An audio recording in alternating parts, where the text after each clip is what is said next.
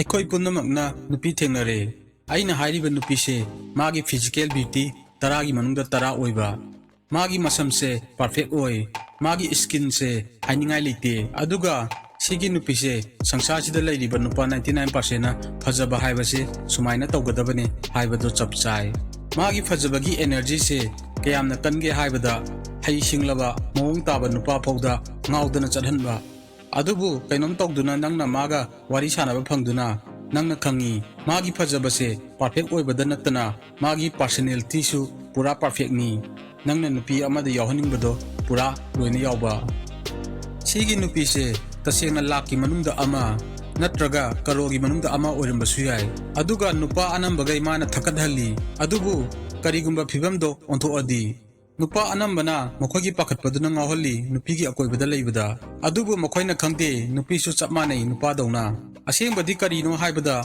ꯅꯨꯄꯤꯅ ꯌꯥꯝꯅ ꯄꯥꯈꯠꯄ ꯍꯦꯜꯂꯤ ꯅꯨꯄꯥꯗꯒꯤ ꯅꯪꯅ ꯈꯜꯂꯨꯔꯤꯕꯗꯨꯒꯤ ꯑꯣꯟꯅꯕꯗ꯫ ꯑꯗꯨꯕꯨ ꯈꯦꯠꯅꯕꯗꯤ ꯀꯔꯤꯅꯣ ꯍꯥꯏꯕꯗ ꯅꯨꯄꯤꯅ ꯃꯈꯣꯏꯒꯤ ꯄꯥꯈꯠꯄꯗꯣ ꯍꯦꯟꯅ ꯂꯣꯠꯁꯤꯟꯕ ꯍꯩ ꯅꯨꯄꯥꯒ ꯌꯦꯡꯅꯕꯗ꯫ ꯆꯞ ꯃꯥꯟꯅꯕ ꯃꯑꯣꯡꯗ ꯑꯦꯇ꯭ꯔꯦꯛꯇꯤꯚ ꯑꯣꯏꯕ ꯅꯨꯄꯤꯅ ꯅꯨꯄꯥ ꯃꯌꯥꯝꯗ ꯄꯥꯈꯠꯄ ꯐꯥꯎꯍꯟꯕꯗꯧꯅ ꯑꯦꯇ꯭ꯔꯦꯛꯇꯤꯚ ꯑꯣꯏꯕ ꯅꯨꯄꯥꯅꯁꯨ ꯆꯞ ꯃꯥꯟꯅꯅ ꯐꯥꯎꯍꯜꯂꯤ꯫ ꯃꯁꯤ ꯃꯔꯤ ꯂꯩꯅꯕ ꯉꯥꯛꯇꯅꯤ꯫ ꯑꯗꯨꯅ ꯅꯨꯄꯤꯅ ꯅꯨꯄꯥ ꯑꯃꯕꯨ ꯄꯥꯈꯠꯄ ꯐꯥꯎꯍꯟꯕꯗꯣ ꯅꯨꯄꯥ ꯑꯇꯩꯗꯗꯤ ꯄꯥꯈꯠꯄ ꯐꯥꯎꯔꯝꯗꯕ ꯌꯥꯏ, ꯑꯗꯨꯃꯥꯏꯅ ꯅꯨꯄꯥꯅ ꯅꯨꯄꯤ ꯑꯃꯕꯨ ꯄꯥꯈꯠꯄ ꯐꯥꯎꯍꯟꯕꯗꯣ ꯅꯨꯄꯤ ꯑꯇꯩꯗꯗꯤ ꯄꯥꯈꯠꯄ ꯐꯥꯎꯔꯝꯗꯕ ꯌꯥꯏ꯫ ꯑꯗꯨꯕꯨ ꯅꯨꯄꯤ ꯑꯃꯕꯨ ꯅꯪꯅ ꯀꯤꯍꯟꯕ ꯐꯥꯎꯍꯜꯂꯦ ꯈꯪꯕꯁꯦ ꯀꯥꯟꯅꯕ ꯈꯨꯠꯂꯥꯏ ꯑꯃ ꯑꯣꯏꯕ ꯌꯥꯏ, ꯃꯔꯝꯗꯤ ꯃꯥꯅ ꯋꯥꯍꯩ ꯑꯃꯠꯇ ꯍꯥꯏꯗꯅ ꯅꯪꯉꯣꯟꯗ ꯅꯨꯡꯁꯤ ꯐꯣꯡꯗꯣꯛꯑꯝꯕ ꯌꯥꯏ, ꯅꯠꯇ꯭ꯔꯒ ꯇꯁꯦꯡꯅ ꯅꯪꯉꯣꯟꯗ ꯀꯤꯕ ꯐꯥꯎꯔꯝꯕ ꯌꯥꯏ꯫ ꯑꯗꯨꯅ ꯁꯤꯗ ꯂꯩꯔꯦ ꯁꯥꯏꯟ 3 ꯅꯨꯄꯤ ꯑꯃ ꯁꯨꯡꯁꯣꯏ ꯁꯣꯏꯗꯅ ꯅꯪꯅ ꯄꯥꯈꯠꯄ ꯐꯥꯎꯍꯜꯂꯝꯕ ꯌꯥꯏ ꯍꯥꯏꯕꯒꯤ꯫ ꯅꯝꯕꯔ 1, ꯑꯥꯏ ꯀꯟꯇꯦꯛ꯫ ꯅꯪꯅ ꯈꯪꯒꯦꯔꯥ ꯈꯪꯉꯣꯏꯒꯦꯔꯥ ꯅꯪꯒꯤ ꯃꯤꯠꯁꯦ ꯗꯥꯏꯔꯦꯛꯂꯤ ꯂꯤꯡ ꯇꯧꯏ ꯊꯣꯡꯅꯥꯎ ꯑꯃꯒꯨꯝ ꯅꯪꯒꯤ ꯕ꯭ꯔꯦꯟꯗ꯫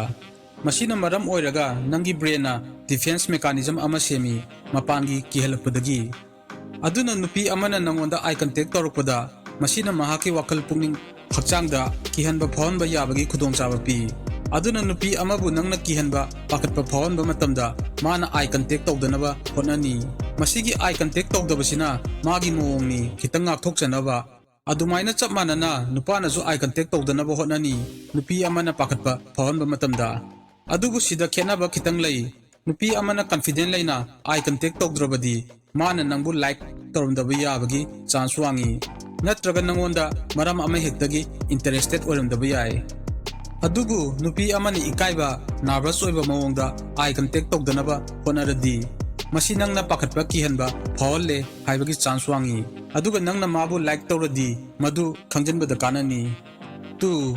Body positioning. ꯑꯅꯤꯁꯨꯕ ꯁꯥꯏꯟ ꯅꯪꯅ ꯅꯨꯄꯤ ꯑꯃꯕꯨ ꯄꯥꯈꯠꯄ ꯀꯤꯍꯟꯕ ꯐꯥꯎꯍꯜꯂꯦ ꯈꯪꯍꯟꯕꯗꯤ ꯃꯥꯒꯤ ꯕꯣꯗꯤ ꯄꯣꯖꯤꯁꯟꯅꯤ꯫ ꯕꯣꯗꯤ ꯂꯦꯡꯒ꯭ꯋꯦꯖꯅ ꯑꯩꯈꯣꯏꯗ ꯎꯍꯟꯕ ꯉꯝꯃꯤ ꯃꯤ ꯑꯇꯩꯅ ꯈꯜꯂꯤꯕꯗꯣ, ꯑꯗꯨꯒ ꯀꯔꯤꯒꯨꯝꯕ ꯅꯨꯄꯤ ꯑꯃꯒꯤ ꯕꯣꯗꯤ ꯄꯣꯖꯤꯁꯟꯅ ꯅꯪꯉꯣꯟꯗ ꯑꯣꯟꯁꯤꯜꯂꯕ ꯃꯁꯤ ꯑꯐꯕ ꯁꯥꯏꯟ ꯑꯃꯅꯤ ꯅꯪꯅ ꯃꯥꯕꯨ ꯄꯥꯈꯠꯄ ꯐꯥꯎꯍꯟꯗꯦ ꯍꯥꯏꯕꯒꯤ꯫ ꯇꯁꯦꯡꯅꯗꯤ ꯅꯨꯄꯤ ꯑꯣꯏꯒꯦꯔꯥ ꯅꯨꯄꯥ ꯑꯣꯏꯒꯦꯔꯥ ꯃꯈꯣꯏꯒꯤ ꯍꯛꯆꯥꯡꯗꯣ ꯃꯥꯏ ꯑꯣꯟꯁꯤꯟꯒꯜꯂꯤ ꯃꯈꯣꯏꯅ ꯎꯅꯤꯡꯕ ꯍꯔꯥꯎꯕ ꯅꯨꯡꯉꯥꯏꯕ ꯐꯥꯎꯍꯟꯕ ꯃꯤꯗ꯫ ꯑꯗꯨꯅ ꯑꯅꯤꯁꯨꯕ ꯁꯥꯏꯟ ꯅꯪꯅ ꯅꯨꯄꯤ ꯑꯃꯕꯨ ꯀꯤꯍꯟꯕ ꯄꯥꯈꯠꯄ ꯐꯥꯎꯍꯜꯂꯦ ꯍꯥꯏꯕꯒꯤ ꯈꯨꯗꯝꯗꯤ ꯃꯥꯒꯤ ꯍꯛꯆꯥꯡꯗꯣ ꯍꯥꯏꯐꯦꯠ ꯂꯩꯊꯣꯛꯄꯅꯤ, ꯅꯪꯉꯣꯟꯗ ꯗꯥꯏꯔꯦꯛꯂꯤ ꯑꯣꯏꯅ ꯑꯣꯟꯁꯤꯟꯗꯕꯤꯗ꯫ ꯃꯥꯅ ꯅꯪꯉꯣꯟꯗ ꯌꯦꯡꯗꯨꯅ ꯋꯥꯔꯤ ꯁꯥꯟꯅꯔꯝꯕ ꯌꯥꯏ, ꯑꯗꯨꯕꯨ ꯃꯥꯒꯤ ꯕꯣꯗꯤꯗꯣ ꯍꯥꯏꯐꯦꯠ ꯂꯦꯐ ꯅꯠꯇ꯭ꯔꯒ ꯔꯥꯏꯠꯇ ꯄꯣꯖꯤꯁꯟ ꯇꯧꯅꯤ ꯅꯪꯉꯣꯟꯗ ꯗꯥꯏꯔꯦꯛꯂꯤ ꯑꯣꯟꯁꯤꯟꯗꯕꯤꯗ꯫ ꯑꯥꯏ ꯀꯟꯇꯦꯛ ꯇꯧꯗꯅꯕ ꯍꯣꯠꯅꯕꯗꯧꯅ ꯃꯥꯒꯤ ꯕꯣꯗꯤ ꯄꯣꯖꯤꯁꯟ ꯁꯨꯃꯥꯏꯅ ꯇꯧꯕꯁꯤꯅ ꯃꯥꯒꯤ ꯗꯤꯐꯦꯟꯁ ꯃꯦꯀꯥꯅꯤꯖꯝ ꯉꯥꯛꯊꯣꯛꯆꯅꯕ ꯄꯥꯝꯕꯩꯅꯤ ꯃꯥꯅ ꯅꯪꯉꯣꯟꯗ ꯑꯀꯤꯕ ꯄꯥꯈꯠꯄ ꯐꯥꯎꯕ ꯀꯥꯟꯗ꯫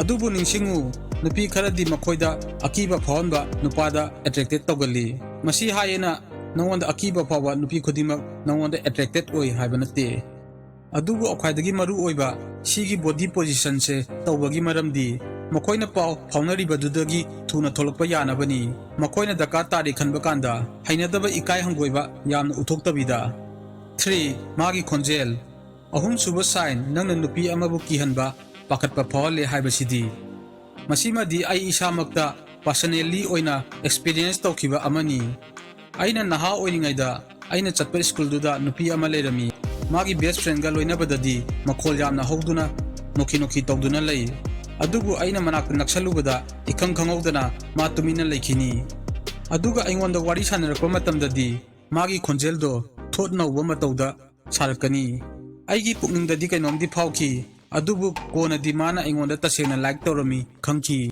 Aduna nupi amana nangonda kiba pakatpa phawba matamda khonjeldo thotnauna wari sagalli. Adumaina nupasu nupi amana natraga nupa atopa amana pakatpa phawonba matamda khonjel pikna thotnauna wari sagalli. Si oirasu pura ona tenabasu oibe yai. Karigumba magi khonjelduna ka hena piksan khraba natraga khanghaudana makhol khanghau hauraaba masina tai nangna mabu kihanleh haiba. 4. Magi leng khotpa. Mari suba sign mana nangbu pakatpa phawli haibagi khudamdi mana nanga nangna leiba matamda magi toktoropana khangali. Sigi khudamsi naha oiba nupidana anamba uba phangi. Adubu chahi ama hektagi nupina tawbasu yai. Makhoina nervous oiba matamda mi kharana masi nervous tick hainasu khangnai.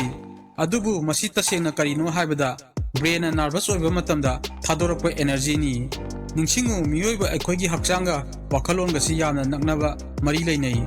Athadi karino haibada wakhalona hakchangbu thabak tawhonba ngami. Hakchangnasu wakhalonbu thabak tawhonba ngami. Aduna nupi amana nangonda kiba pakatpa phawba matamda magi samdo pairaga nomba haiba tawni. Natraga magi hakchangi saru ama hekta firol lengbasu yai. Masida ningsinggadabadi nupasu nupina natraga nupa atopana pakatpa phawonba matamda chap manana tawi. 5. Pose lepa. Manga suba sign nupi amana nangonda pakatpa kiba phawi haibagi khudamdi mana wa haibagi mamangda natraga tungda ngaihak lepani. Aduga masigi ngaihak lepasisu brain tahonbani. Masanga thokchanaba defense mechanism amani. Karigumba mangonda akiba pakatpa phawonba oirakpa yabadagi. Aduna nupi amana toina second khara lepaba mana amuk hana wa ngangdringaida masi oithokpa yai mana nangonda akiba pakatpa phawi haiba. 6. Body space. Matangi taruk suba aroiba sign di nupa dawna nupi amana nangonda kiba pakatpa phawba matamda masagi hakchangi konba jaga space to piksalakpa chingjalakpa tawgani. Atopa sign dawna masisu masabu ngakthokchanaba oirakpa yaba akiba pakatpadagi. Nupi kharadi sumaina phawba matamda magi body language to close tawkhini. Adubu nangna kupna yengadi masigi sign se uni.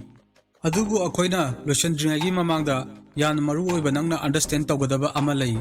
Madudi nupi anambana mahosana masa lengba khotpa tawgali. Irai laina kiba pakatpa phawgali. Aduga nangna nupa oirubana nupi anambana degree kharadi akiba pakatpa phawni. Maramdi mahosana physically nupa na hena kanba yangba heli. Aduga wakhalon phataba nupa khara leibana maram oiraga nupidi smart oi. Makhoina munna khangdaba mido section thorang lowi. Adubu afaba paudi karino haibada sigi sign khaise nupini ikaibana tawramadi mana nangonda tasena like tawramba yai. Natraga nangi looks na maram oiraga kihanba pakatpa phawlamba yai. Masi nangi society gi status nangi atai mawongdagi su oiba yai. Adubu nangna sigi sign khaisigi amamba maigei oina nupina tasena nangonda akiba pakatpa phawraba phajadaba mawongda. Adu oiradi practice taw hena smile tawba ing tappa relax open body language oiba aduga nangi ability do hena improve taw charming charisma oinaba.